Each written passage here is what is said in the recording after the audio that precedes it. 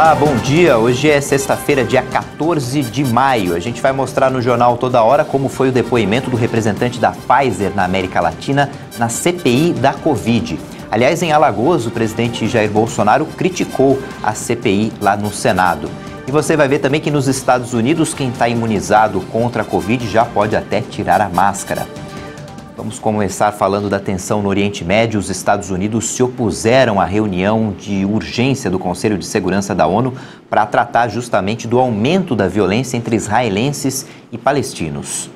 De acordo com diplomatas, o encontro será público e virtual. Em uma coletiva de imprensa, o secretário de Estado americano Antony Blinken falou sobre o conflito. I spoke yesterday with Israeli Prime Minister Netanyahu. Falei ontem com o primeiro-ministro israelense e com o presidente palestino Abbas. Como sabem, o presidente Biden também falou com Netanyahu. Isso faz parte de uma ampla abordagem e diálogo em curso em todos os níveis do governo americano junto às outras partes, com o objetivo de alcançar o fim da violência que continua a retirar a vida de crianças, mulheres e homens inocentes. Temos sido muito claros que os ataques de foguetes devem cessar. Segundo uma fonte diplomática, Washington gostaria que a reunião não acontecesse antes de terça-feira, o que deixaria de lado muito do caráter de urgência. Durante o dia, mais ataques de ambas as partes. As Forças Armadas israelenses informaram que caças destruíram um edifício dos serviços de inteligência do Hamas. Em resposta, dezenas de foguetes foram disparados de Gaza em direção ao território israelense. Autoridades da faixa de Gaza disseram que os confrontos entre o movimento islamita palestino e Israel já deixaram mais de 100 mortos na região, incluindo pelo menos 27 crianças. Do lado israelense, os disparos feitos de Gaza deixaram 7 mortos e dezenas de feridos. À medida que o conflito entre Israel e palestinos se agrava, várias companhias aéreas suspenderam os serviços para a região. A situação ficou mais tensa após uma fonte militar libanesa confirmar o disparo de 3 foguetes lançados contra Israel. O movimento armado libanês Hezbollah indicou que o grupo não está envolvido no episódio. Uma mensagem à imprensa do exército israelense chegou a afirmar que os soldados estavam dentro da faixa de Gaza. Mas 2 horas depois, a informação foi desmentida por um porta-voz militar que citou um problema de comunicação interna para explicar a situação. Morreu aos 66 anos o ex-presidente da Assembleia Legislativa do Rio de Janeiro, Jorge Pisciani, do MDB. Ele estava internado há mais de um mês em um hospital particular de São Paulo com câncer de bexiga. Pisciani foi deputado estadual por 6 mandatos e também presidiu o MDB Fluminense. Em 2019, ele tinha sido condenado em segunda instância por corrupção passiva e organização criminosa na Operação Cadeia Velha. Chegou a ficar preso. O atual presidente da Alerj, André Siciliano, já ofereceu à Assembleia para receber o velório. A CPI da pandemia ouviu ontem o representante da Pfizer na América Latina. Ele disse que não é possível dizer com precisão se a negociação no Brasil foi mais demorada, porque cada país tem mecanismos distintos. Mas 17 requerimentos de convocação e pedidos de informações foram aprovados. O representante da Pfizer na América Latina confirmou ter recebido o contato do ex-secretário de Comunicação, Fábio Weingarten, mas disse que as tratativas para a compra da vacina foram realizadas diretamente com o Ministério da Saúde. Segundo Carlos Murilo, o registro da vacina foi solicitado em novembro e a partir de dezembro já havia doses disponíveis para entrega, caso a negociação tivesse sido realizada com maior celeridade. A oferta realizada ao governo, segundo Murilo, era de 70 milhões de doses com entregas progressivas, sendo 500 mil doses ainda em 2020. O senador Marcos Rogério contestou a informação, já que a agência reguladora nos Estados Unidos, FDA, só aprovou o imunizante em dezembro. Murilo explicou que os contratos prevêem que a entrega esteja vinculada à aprovação de uso no país. No Brasil, a Anvisa autorizou o registro definitivo da vacina da Pfizer em fevereiro. Sobre a cláusula polêmica informada pelo governo federal, que previa que possíveis efeitos adversos ficariam a cargo do país, o representante da Pfizer disse que todos os países que negociaram vacinas com a farmacêutica tiveram o mesmo contrato. O governo brasileiro apresentou alguma alternativa de cláusula em algum momento aos seus advogados? Eu não conheço exatamente se foram apresentadas alternativas de cláusulas, Vossa Excelência. Senadores governistas disseram que a farmacêutica está com entrega atrasada em alguns países no mundo. Questionado se a negociação no Brasil foi mais morosa ou teve mais barreiras que em outros países, Murilo disse que não é possível precisar, pois países diferentes possuem políticas e mecanismos distintos. Nossa oferta do 26 de agosto tinha uma... como era vinculante e estávamos neste processo com todos os governos, tinha uma validez de 15 dias. Passados esses 15 dias, o governo do Brasil não rejeitou, mas tampouco aceitou a oferta. Dificultou as conversas, o acesso, é isso? Precisamente, ou o senhor está querendo dizer uma outra coisa? Nós precisamos entender. Eu não poderia afirmar objetivamente que se dificultou a conversa.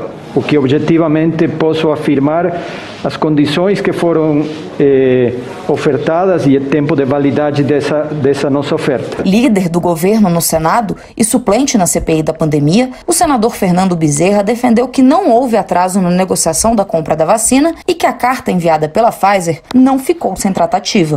Consta que, já no dia 14 de setembro de 2020, foi enviado ofício do gabinete pessoal do presidente da República, encaminhando a carta do CEO da Pfizer para apreciação do Ministério da Casa Civil e do Ministério da Saúde, e que as providências fossem enviadas diretamente ao interessado, com cópia para o Centro de Operações do Coronavírus na Casa Civil da Presidência da República.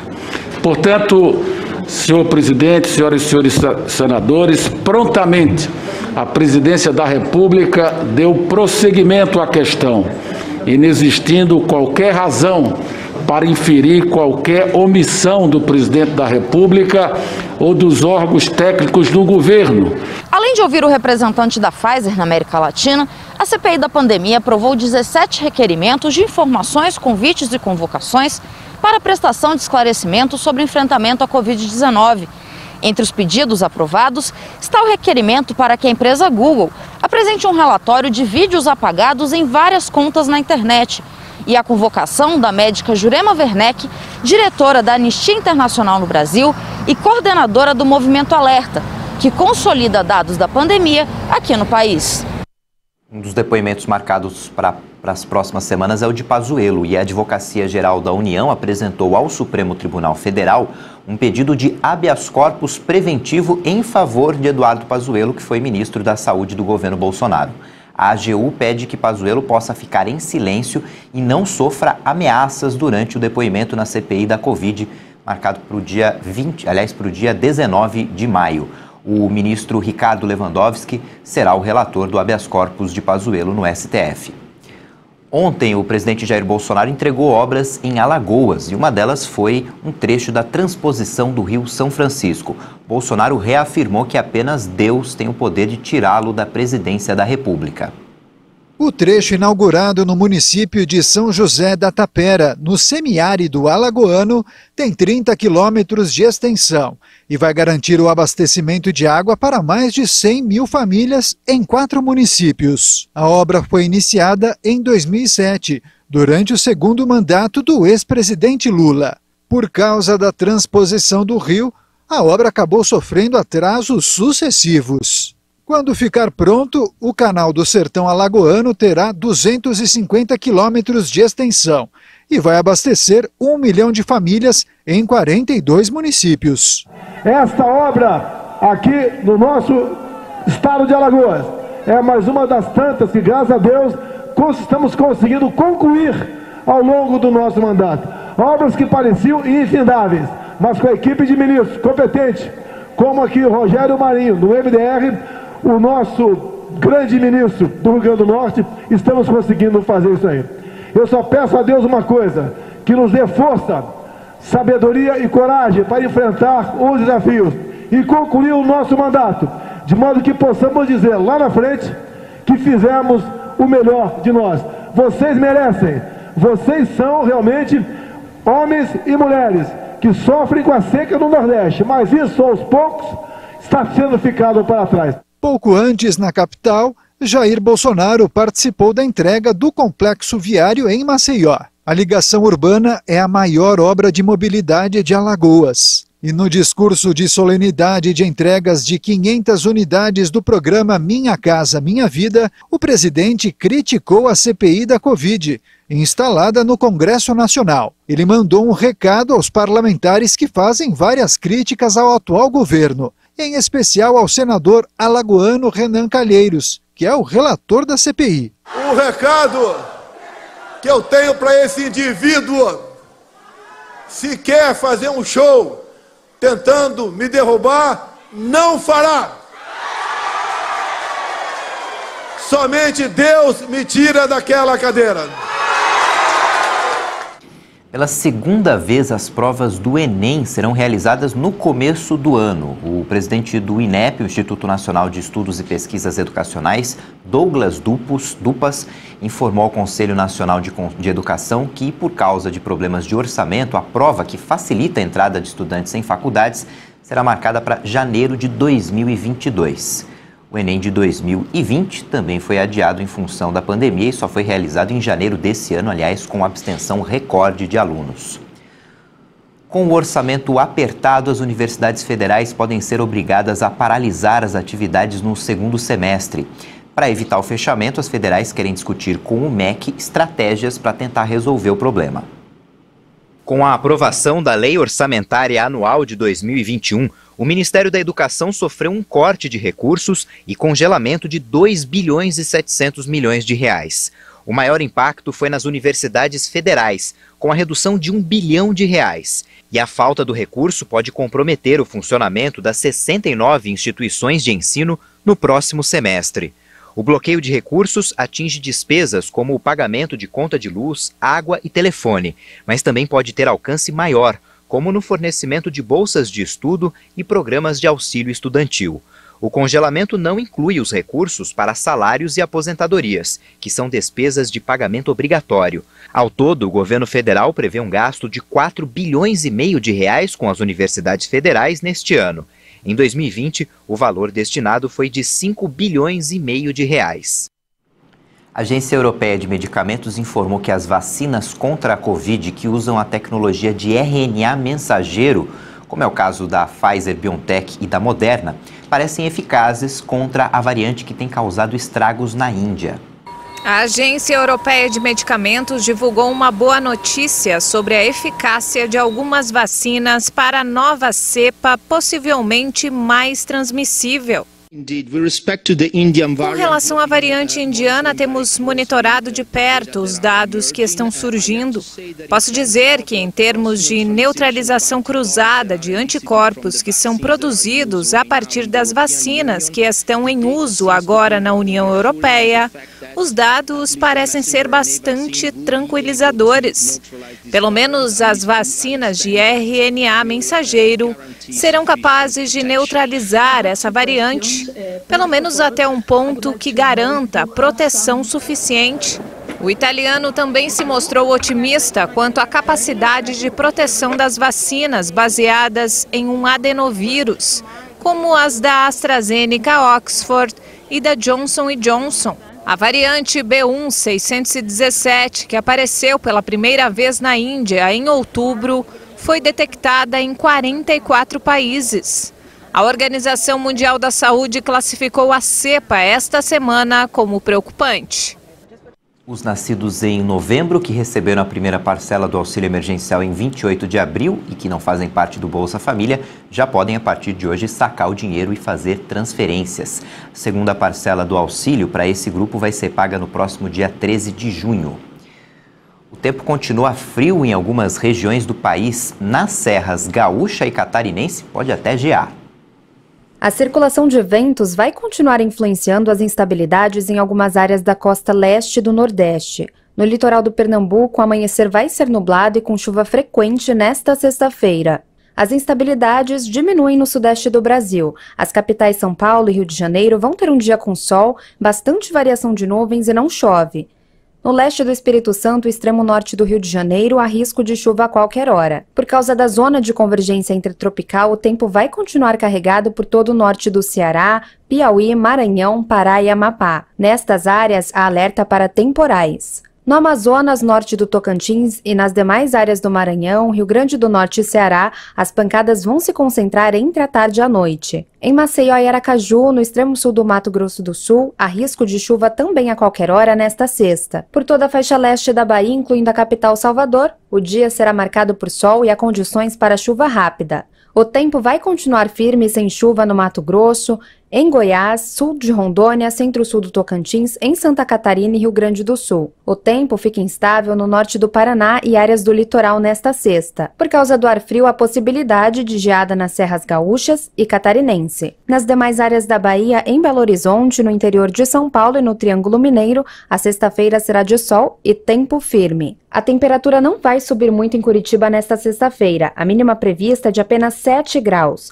Faz 19 graus em Rio Branco e 24 em São Luís. A máxima para esta sexta-feira em São Paulo é de apenas 20 graus. Faz 30 graus em Belém e 28 em São Luís.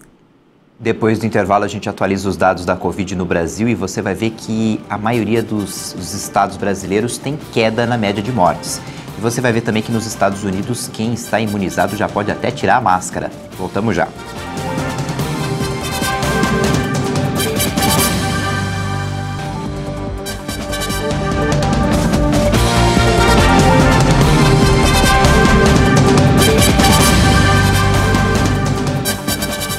O Brasil já ultrapassou a marca de 430 mil mortes pela Covid. Apesar disso, a média móvel de mortes segue baixando. O Ministério da Saúde informou que o Brasil registrou mais 2.383 mortes por Covid-19 em 24 horas. O total de vítimas desde o início da pandemia chegou a 430.417. E com mais 74.592 casos confirmados, o Brasil passa de 15.433.000 brasileiros infectados pelo coronavírus.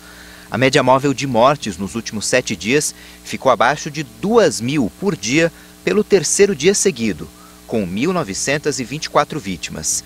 Esse é o patamar mais baixo desde 15 de março, quando a curva chegou a 1.841 mortes. Já a média de novos casos está em 61.489 confirmações diárias. Na variação da doença por regiões, nenhum estado apresentou tendência de alta nas mortes. Em estabilidade estão 5 estados: Bahia, Paraíba, Piauí, Roraima e Sergipe. Dessa vez, 22 unidades da federação aparecem com queda: Acre, Alagoas, Amapá, Amazonas, Ceará, Distrito Federal, Espírito Santo, Goiás, Maranhão, Mato Grosso do Sul, Minas Gerais, Pará, Paraná, Pernambuco, Rio Grande do Norte, Rio Grande do Sul, Rio de Janeiro, Rondônia, Santa Catarina, São Paulo e Tocantins. O Brasil já aplicou mais de 56.583.000 doses das 3 vacinas contra a Covid-19. Segundo o balanço do Ministério da Saúde e das Secretarias Estaduais de Saúde, mais de 37.700.000 brasileiros foram vacinados com a primeira dose. Isso é 17,84% da população. Mais de 18.815.000 brasileiros receberam a segunda dose.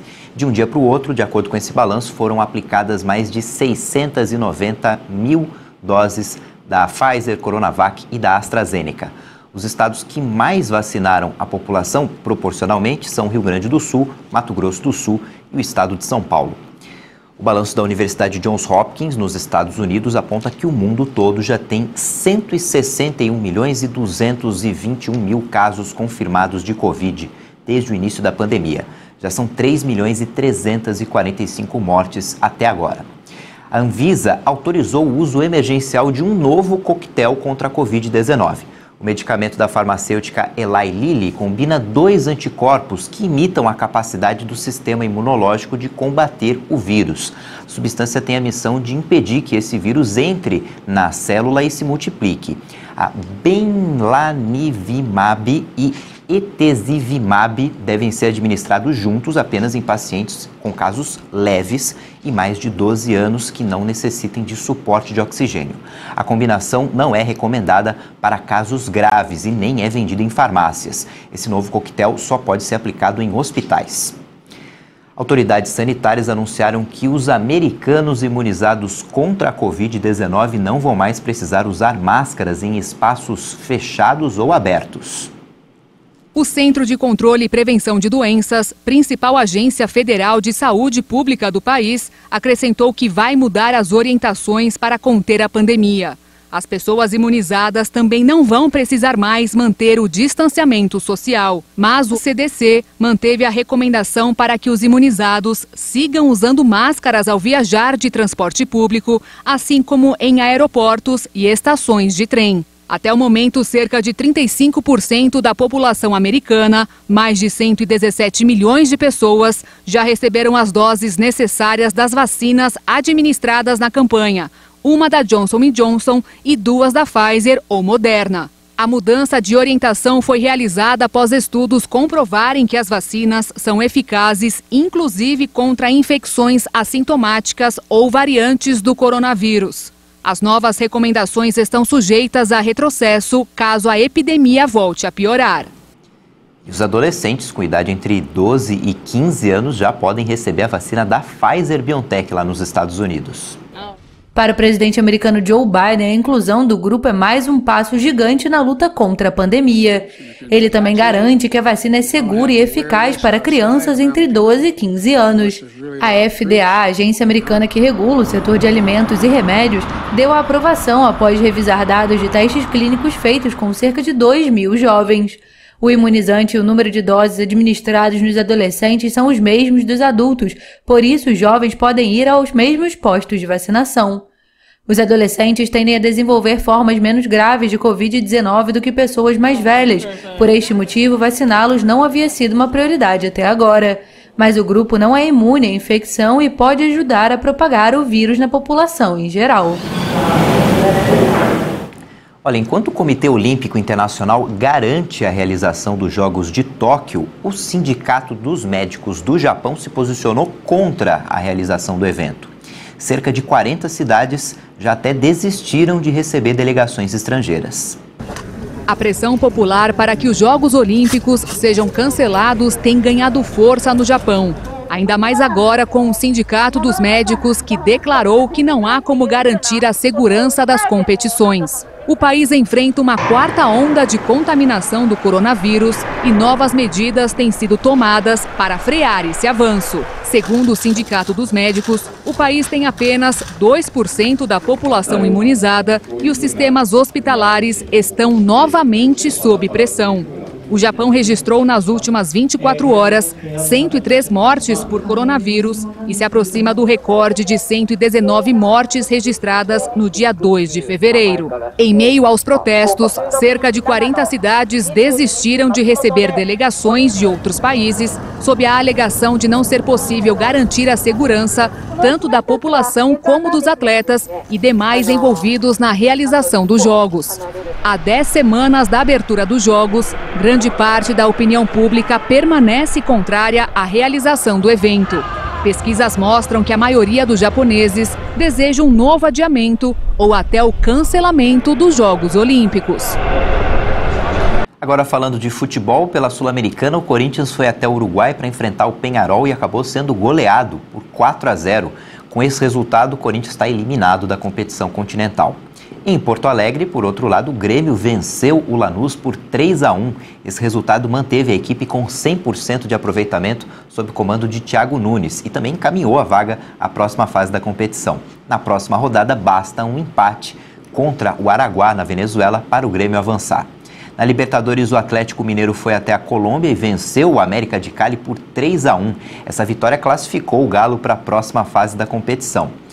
A partida aconteceu em meio a uma série de protestos. O jogo foi paralisado várias vezes porque manifestantes entraram em confronto com a polícia na região do estádio e o cheiro do gás lacrimogênio foi sentido dentro do gramado. A UEFA anunciou a mudança da sede da final da Liga dos Campeões da Europa, que seria em Istambul, na Turquia. Agora, a partida no dia 29 entre Manchester City e Chelsea vai ser em Portugal. O Estádio do Dragão, Estádio do Porto, vai ser o palco da grande final da competição. É o segundo ano seguido que a entidade é obrigada a transferir o local da decisão por causa da pandemia do coronavírus. Dessa vez, o principal motivo da mudança é a inclusão da Turquia na lista vermelha do Reino Unido por causa das restrições, o que obrigaria a realização de quarentena a quem chegasse da Turquia de viagem depois da final. E a final é justamente entre dois times ingleses. Além disso, a UEFA anunciou que a competição a final da Champions League vai ter público. Vão ser 6 mil ingressos destinados a cada clube. Essa edição fica por aqui. Outras informações você confere às 10 da manhã no horário de Brasília e no YouTube você pode rever nossas reportagens. Tchau, bom dia.